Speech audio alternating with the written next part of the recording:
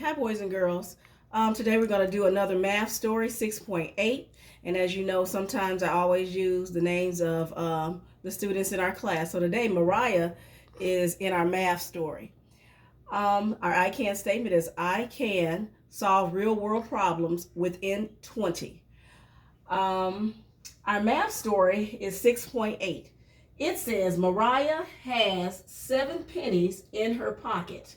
Then her aunt gave her 5 more pennies. Now, if we were in school, I would tell you to close your eyes.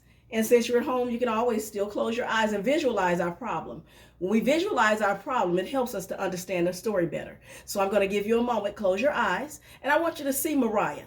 I want you to see Mariah. Mariah has 7 pennies in her pocket. Now, I don't know what Mariah looks like to you, but she probably looks like the Mariah in our class. You see Mariah has 7 pennies in her pocket. Then her aunt gave her 5 more pennies. Now you see Mariah's aunt giving her 5 more pennies.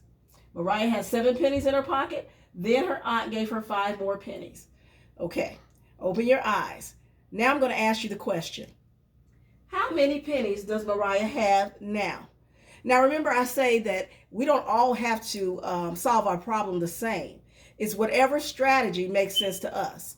And so we're going to explore some strategies that I've seen you guys show me in class.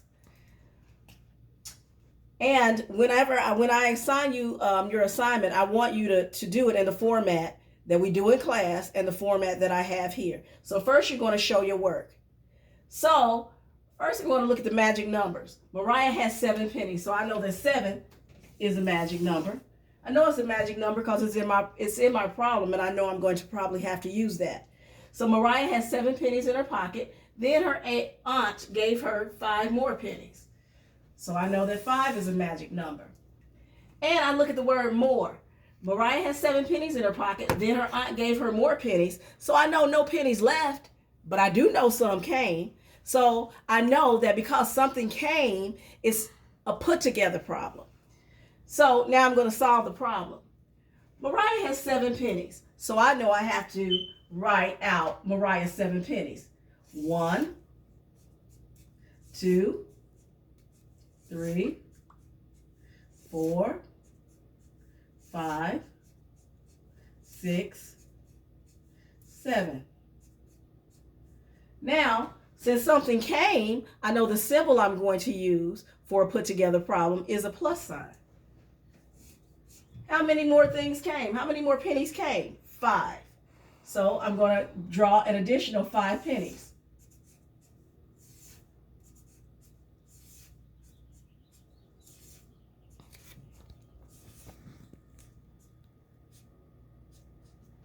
And now I know I always add an equal sign at the end of my number sentence. So let's see how many pennies did Mariah have altogether. How many does Mariah have now?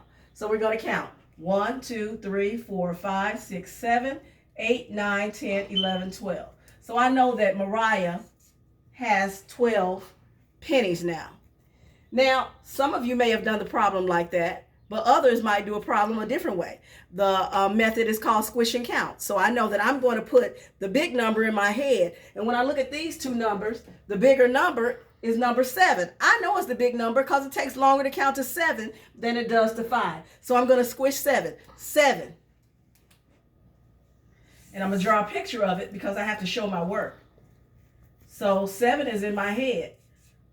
And then I'm going to count on. So I'm going to squish 7, 8, 9, 10, 11, 12. So I got the same answer, but I did it with a different strategy.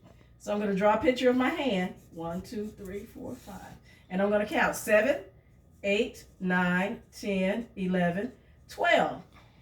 And then that's perfectly fine because we got the same answer. It's whatever strategy makes sense to you. And another strategy I saw you guys do in class is the count on strategy. And that way, you just start at the big number. So I'm going to start at 7, and then I'm going to count how many? 5. 7, 8, 9, 10, 11, 12. I still get the same number. So I've shown my work, so I have to write the answer. Our answer is 12. Then I'm going to write my number sentence. 7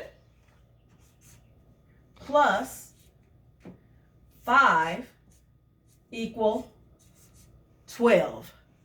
So now this is your assignment. Your assignment is to create this same problem.